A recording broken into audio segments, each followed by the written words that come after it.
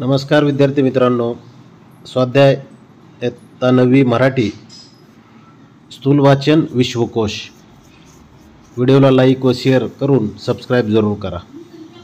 प्रश्न पहिला, टिपल्या उत्पत्ती कोशाचे कार्य। उत्तर, उत्पत्ती म्हणजे एखाद्या शब्दांच्या किंवा अर्थांच्या मुळांचे ज्ञान होय। उत्पत्ती सांगणे म्हणजेच एखाद्या शब्दाच्या मुळाविषयी माहिती देणे होय। अशा अनेक शब्दांच्या उत्पत्तीचा संग्रह म्हणजेच उत्पत्ती कोश होय।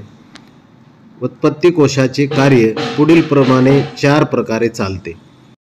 उत्पत्ती कोशाची 4 कार्ये पुढील प्रमाणे: 1. मराठी भाषेतील प्रमाण व बोली शब्दांचे मूळ रूप दाखवते। 2.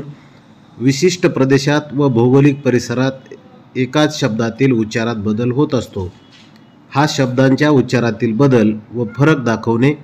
3. भाषेच्या इतिहासाच्या दृष्टीने फरक होत असतात, भिन्न भिन्न काळात जे शब्द बदलत होतात त्या शब्दांचे कारण स्पष्ट करणे।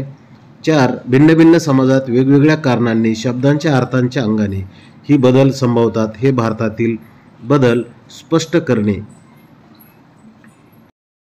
शब्द तयार होण्याचे विविध प्रकार: 1. दुसऱ्या भाषेच्या संपर्कातून, उदाहरणार्थ इंग्रजीतून आलेले ऑफिस, पेन, टेबल इत्यादी शब्द।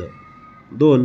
दुसऱ्या भाषेतल्या शब्दांच्या वेगवेगळ्या उच्चारातून आलेले शब्द, उदाहरणार्थ डॅम, बिस्ट यांचे जुन्या मराठीतले डॅम्बिस हे रूप। वेगवेगळ्या भाषांतील शब्द आणि प्रत्ययाचे मिश्रण करून, उदाहरणार्थ फारसी, ना हा उपसर्ग, पास हा इंग्रजी शब्द बरोबर नापास। प्रत्यय आणि उपसर्ग लागून, उदाहरणार्थ वारकरी, प्रतिसाद इत्यादी। 2. पुढील मुद्द्यावर एक परिच्छेद तयार करा. उत्पत्ती कोश: 1. निर्मितीचा ठराव, 2. निर्मितीची जबाबदारी, 3. निर्मितीसाठी अर्थसहाय्य आणि 4. त्याचे प्रकाशन। उत्पत्ती कोश: एखाद्या शब्दाबद्दलचे कुतूहल शमवण्यासाठी आपण उत्पत्ती कोशाची मदत घेतो। उत्पत्ती कोशात आपल्याला मूळ शब्द कसा, केव्हा, कुठे निर्माण झाला हे तर कळतेच, परंतु अन्य भाषात तो शब्द कसा आला आहे व कोणत्या रूपात आहे हेही कळते। असा हा शब्दांचा किमयागार कसा अस्तित्वात आला हे समजून घेणे उद्बोधक ठरेल। उत्पत्ती कोश: 1938 साली मुंबई येथे अखिल भारतीय मराठी साहित्य संमेलन भरले होते। स्वातंत्र्यवीर सावरकर हे संमेलनाचे अध्यक्ष होते। त्यांच्या अध्यक्षतेखाली उत्पत्ती कोश रचनेचे कार्य हाती घ्यावे असा ठराव या संमेलनात मंजूर करण्यात आला।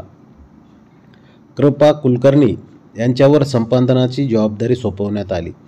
बॅरिस्टर मुकुंदराव जयकर यांनी अर्थसहाय्य केले व श्री दाजी साहेब तुळजापूरकर यांनी पुरस्कृत केल्यामुळे निर्मितीस भरीव मदत केली। अखेर 1946 साली मराठी उत्पत्ती कोशाचे पहिले प्रकाशन झाले। पाठाबाहेरील उदाहरणे शोधून पुढील कृती करा. उत्पत्ती कोश: शब्द अनेक, अर्थ एक. शब्द एक, अर्थ अनेक. शब्द अनेक, अर्थ एक. उदाहरणार्थ जल, नीर, तोय, पाणी.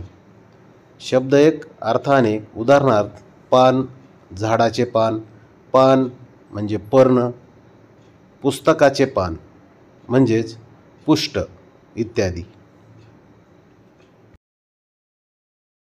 आपण शब्द अनेक, अर्थ एक. माय, माता, जननी, जन्मदात्री शब्द अनेक आहेत, परंतु अर्थ एकच की आई. दुसरा आहे जल, नीर, जीवन, तोय शब्द अनेक आहेत, परंतु अर्थ एकच पाणी. खाली शब्द एक, अर्थ अनेक.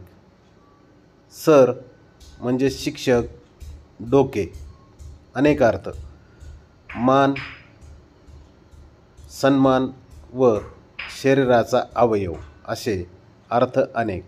विद्यार्थी मित्रांनो, व्हिडिओ कसा वाटला? व्हिडिओला लाईक, शेअर व सबस्क्राईब करून कसा वाटला ते कॉमेंट करून जरूर सांगा. धन्यवाद.